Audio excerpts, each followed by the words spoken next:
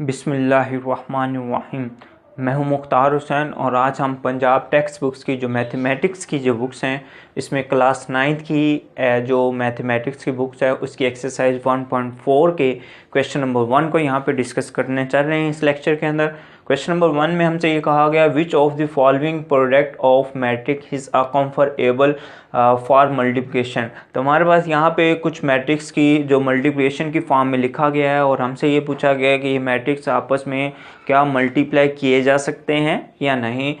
इसी क्वेश्चन की स्टेटमेंट मैंने उर्दू मीडियम में भी लिखी हुई है। यहाँ पे हमसे ये कहा गया है क्या दर्ज झैल ज़रबी कालब मुमकिन है या नहीं। तो हमने सिंपल सी बात बतानी है कि ये हासिल ज़रब इनका जो है वो मुमकिन है या नहीं। तो हमारे अल्फाज जो हैं यही हमारा जवाब कहलाएंगे इस क्वेश्चन के लिए कि मुमकिन है या नहीं है। तो सबसे पहले हमने ये देखना है कि कब दो कालब आपस में, कब दो मैट्रिक्स आपस में मल्टीप्लाई यानी कि ज़रब किए जा सकती हैं। तो याद रखिएगा आपके पास ये जो लेफ़्ट साइड पे जो हमारे पास मैट्रिक्स होता है इसे हम बोल सकते हैं कि लेफ़्ट ये जो हमारे पास पहला कॉलम बोल सकते हैं इसे फर्स्ट मैट्रिक्स हम बोल सकते हैं, और जो राइट साइड पे आने वाला मैट्रिक्स है उसे हम सेकंड मैट्रिक्स यानी कि सेकंड कॉलम हम यहाँ पे इसे बोल सकते हैं। तो अब ये जो फर्स्ट मैट्रिक्स है जब मल्टीप्लाई के लिए कंफर्टेबल होने के लिए यानी हासिल ज़रब मुमकिन इसका उस वक्त होगा जब फर्स्ट मैट्रिक्स के अंदर number of columns is equal to second matrix की नंबर ऑफ रोज।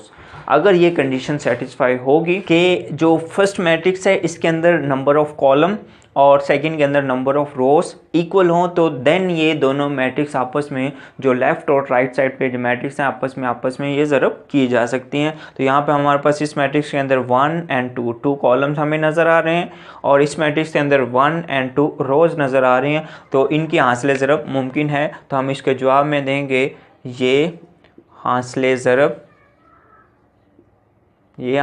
ज़रब मुमकिन है। तो बस हम यही जवाब इसके लिए लिखेंगे। अब नेक्स्ट क्वेश्चन में मैं इंग्लिश मीडियम की स्टेटमेंट में लिख दूंगा। ज़रा चेक कीजिएगा इसके अंदर नंबर ऑफ़ कॉलम्स 2 है हमारे पास और इसके अंदर नंबर ऑफ़ रोज जो हैं वो भी 2 हैं। इसका मतलब so it is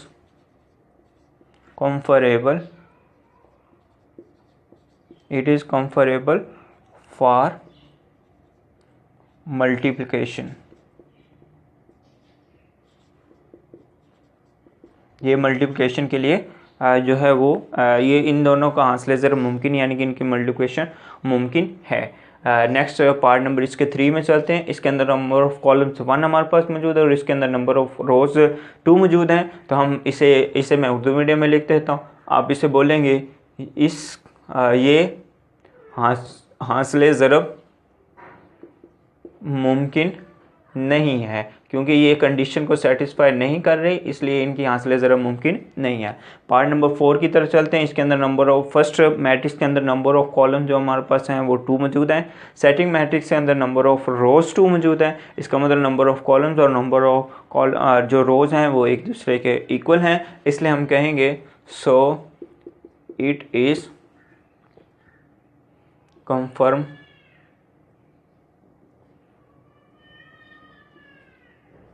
able for multiplication. ये मल्टीप्लिकेशन के लिए काबिल कबूल है या इनकी मल्टीप्लिकेशन जो है वो मुमकिन है, इन्हें हम मल्टीप्लाई कर सकते हैं।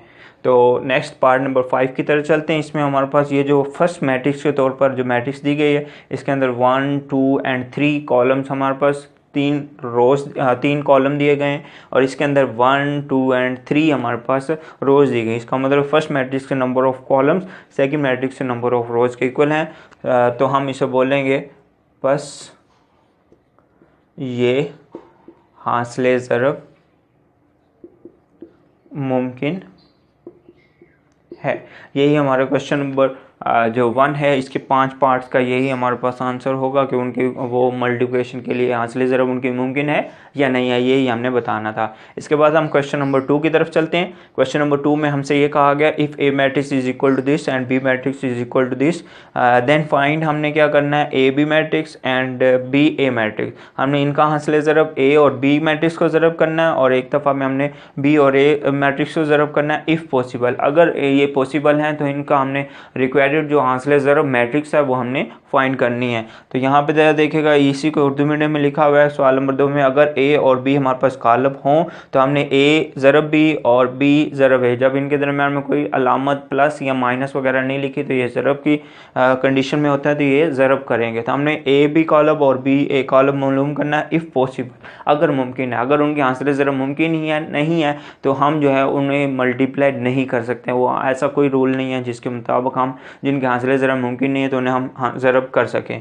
तो यहाँ पे आपके पास नंबर 1 पे हमने पार्ट लेना है कि वो हमारे पास मौजूद है A multiply by B matrix. तो फर्स्ट ऑफ ऑल हम ए मैट्रिक्स लिखेंगे जो कि हमारे पास दी गई है 3 0 -1 एंड 2 एलिमेंट्स को कंटेन करने वाली मैट्रिक्स, और उसके बाद यहाँ पे बी मैट्रिक्स की हमने वैल्यू लिखनी है जिसके हमारे पास एलिमेंट मौजूद है, एक 6 मौजूद है और एक 5।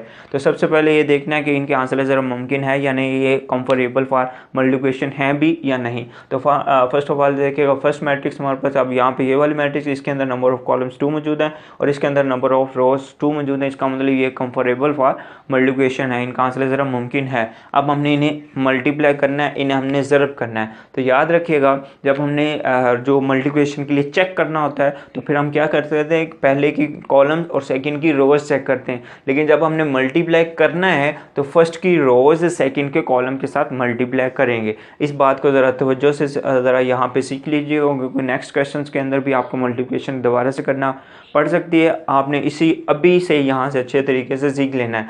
तो पहले मैट्रिक्स ये जो फर्स्ट रो है जिसके अंदर एलिमेंट 1 और 3 और 0 मौजूद हैं, वो इसकी फर्स्ट रो में, इसके आगे कोई सेकंड कॉलम मौजूद नहीं है जिसके साथ ये ज़रब करे, तो इसकी फर्स्ट रो फर्स्ट कॉलम से मल्टीप्लाई करेगी। तो इसका मतलब ये होता है कि फर्स्ट रो का फर्स्ट एलिमेंट जो कि यहाँ पे 3 मौजूद है वो इस फर्स्ट कॉलम के फर्स्ट एलिमेंट 6 से मल्टीप्लाई करता है, और उसके बाद जो नेक्स्ट एलिमेंट्स ने मल्टीप्लाई करना है उनसे पहले हम यहाँ पे एक प्लस की जो है वो सिंबल लिखते हैं। वो फर्स्ट रो पूरे ने फर्स्ट कॉलम से मल्टीप्लाई करना है, तो इससे हमें एक एलिमेंट मिलेगा, और वो ये जो पहला एलिमेंट है पहले एलिमेंट के साथ मल्टीप्लाई करके दूसरे एलिमेंट के साथ मल्टीप्लाई करके इन दोनों का मल्टीपल बाद में प्लस किया जाना है, जमा किया जाना है। अब इसका दूसरा एलिमेंट यहाँ पे 0 है जो कि मल्टीप्लाई करेगा इस कॉलम के दूसरे एलिमेंट 5 के साथ। तो पहली रो पहले कॉलम के साथ मल्टीप्लाई करके यूँ हमें एक एलिमेंट देगी।